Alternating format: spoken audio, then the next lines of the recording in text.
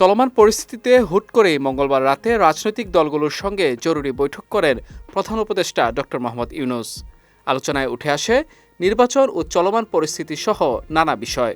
এসব সবকিছু বিবেচনায় রাজনৈতিক দলগুলোর উদ্দেশ্যে প্রধান উপদেষ্টা কিছু বার্তা দেন বলে জানিয়েছেন আইন উপদেষ্টা আসিফ নজরুল।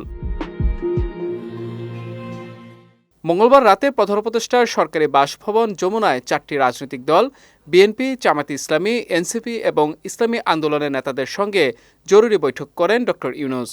বৈঠক শেষে প্রধান উপদেষ্টাকে উদ্ধৃত করে আসিফ নজরুল বলেন, বৈঠকে প্রধান উপদেষ্টা রাজনৈতিক দলগুলোকে বলেন, আপনাদের মধ্যে যে ঐক্য আছে সেটা আরও বেশি দৃশ্যমান হলে ভালো হয়।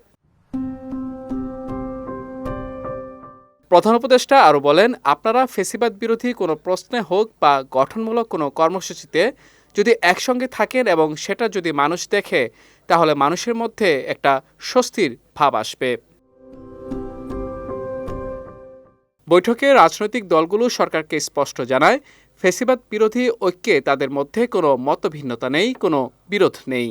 ফ্যাসিবাদ মোকাবেলার প্রশ্নে তারা একমত।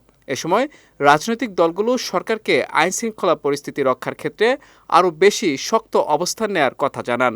এছাড়া বৈঠকে বিএনপির পক্ষ থেকে নির্বাচন প্রক্রিয়ার ব্যাপারে সরকারের সুষ্ঠুভাবে অগ্রসর হওয়া উচিত বলে জানানো হয়। বিজয় টিভি নিউজ ডেস্ক।